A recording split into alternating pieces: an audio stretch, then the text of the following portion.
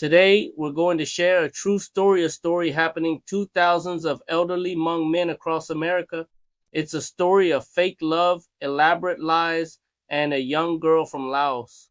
His name is Saj. He's 63 years old, and he's been alone for a long time. Like many Hmong elders in the United States, his days can be quiet, spent scrolling through Facebook. Looking for a connection to the world he once knew, one day a message appeared. It was simple, just a few words from a profile with a picture of a young Hmong woman. "Hello, uncle. I saw your profile and wanted to get to know you."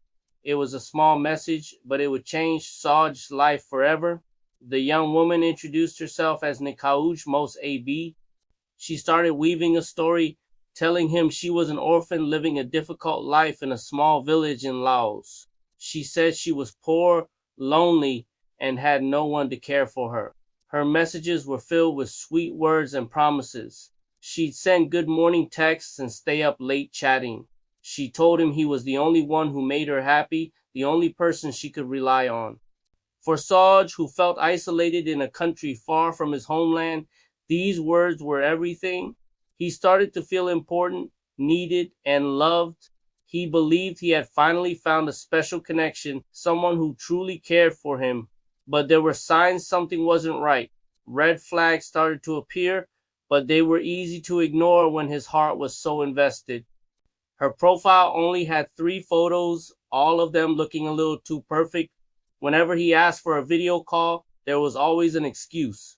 First, her phone was broken. Then, she had no Wi-Fi. Another time, she said she was too shy to show her face. Saj noticed these inconsistencies, but the loneliness was a powerful force.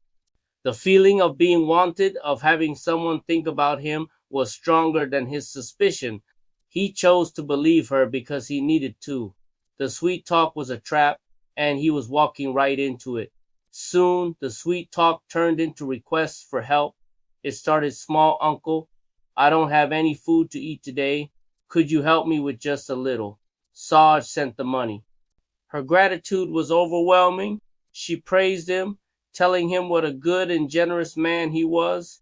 It felt good to be her hero, but one request turned into another, and then another. The requests grew: bigger money for a sick relative, for a new phone, for house repairs.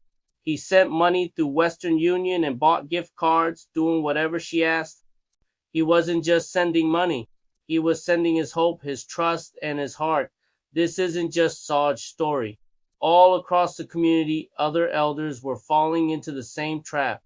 We spoke to some of them. One man told us, "I was also scammed by a young girl. Her words were as sweet as honey."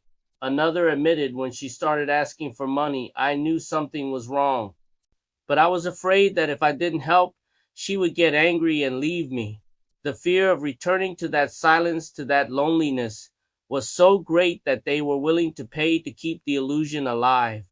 The turning point for Saj came when he decided he wanted to make the connection real. He had saved up enough money and began making plans to visit Laos to finally meet nkauj, most AB, in person. He was excited, telling her he was booking his ticket, and asked for her address. The reaction was immediate and cold. "Uncle, don't come," she wrote. "I'm scared." He tried to reason with her, but her messages became shorter, more distant, and then there was nothing. Her profile disappeared. The chat history was still there, but her name was gone. He was blocked. In that moment of digital silence, everything became clear. The person he had poured his heart and savings into 4 months had vanished. The crushing reality hit him. nkauj, most AB, was never real. So who was he talking to all this time? We spoke with a Hmong tech expert to understand how these sophisticated scams operate. It's not just one young woman. These are organized groups, often working together in teams. They create multiple fake profiles using the same set of photos and target dozens of elderly men simultaneously. Each person in the group has a role. Some are responsible for finding targets, others are skilled at writing convincing romantic messages, and others handle the financial transactions. They never do video calls because the person in the picture doesn't exist, or at the very least isn't the one talking to you. It's a calculated business designed to prey on the lonely and vulnerable. It's not one girl in a village. It's a criminal network. For Tsaj, the financial loss was significant, but it was the emotional betrayal that hurt the most. I lost money, he told us, his voice heavy with pain. But what hurts more is that I trusted someone who wasn't even real. The shame and heartbreak can be overwhelming, causing many victims to suffer in silence. But Saj is choosing to speak out. He wants his story to be a warning to others, to prevent another elder from having their heart and their savings stolen. There are ways to protect yourself and your loved ones. First, if someone online refuses to video call, that is the biggest red flag. Do not trust them. Second, never send money to someone you have never met in person, no matter how sad their story is. Take time to investigate their profile. Do they have many friends? A history of posts? Or does it look brand new?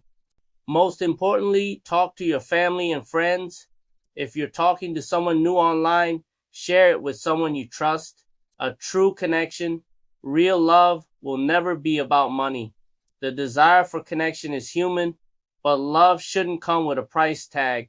By sharing these stories, by talking openly with our parents and grandparents, we can protect our community from these predators. Let's look out for one another.